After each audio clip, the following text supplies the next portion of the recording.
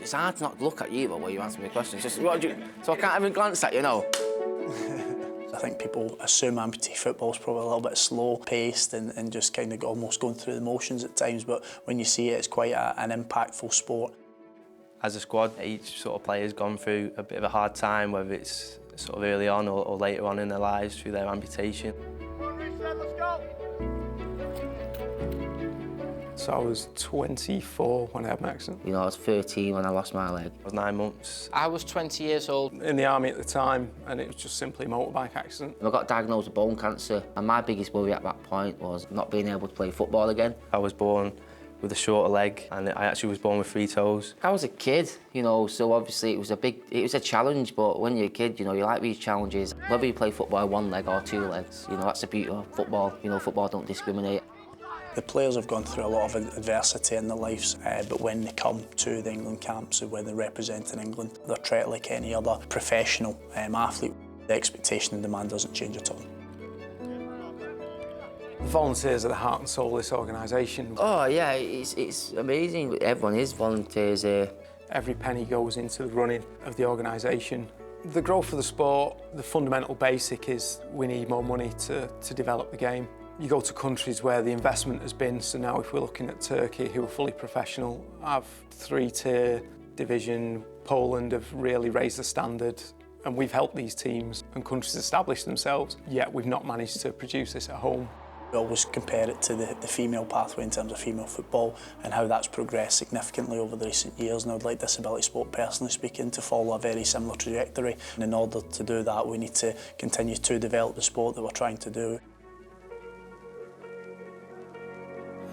Like most people, I've got a job away from football. I work at JD at Manchester Airport. I don't have a life outside of football.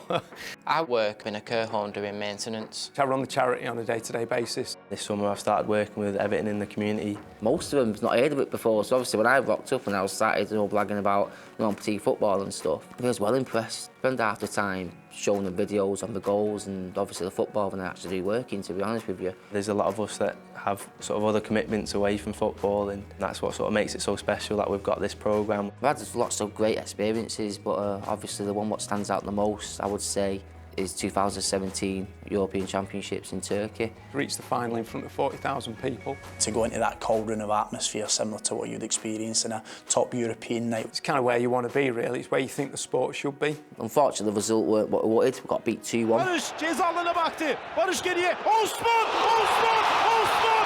Osman! Osman Çakmak gol! But just the experience, you know, it's what you dream of when you're a kid playing in front of that many fans. But that's by far the best experience at the minute. But I'm hoping to top that, hopefully, this World Cup. Can we win the World Cup? You've got to believe you can. It's exciting, and I get a little bit nervous knowing that we could face the Turkish side and there could be 40,000+ people watching. The most people have played in front of is probably a couple of hundred, so the noise and the atmosphere is going to be something that we're not used to. You could argue the lads are good enough to go out there and do it, which I believe they can, but we'll give it a shot.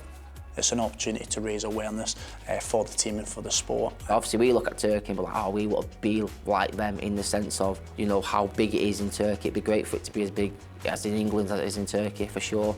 And we'll have the support they do. It's everyone's dream, you know, for that to happen.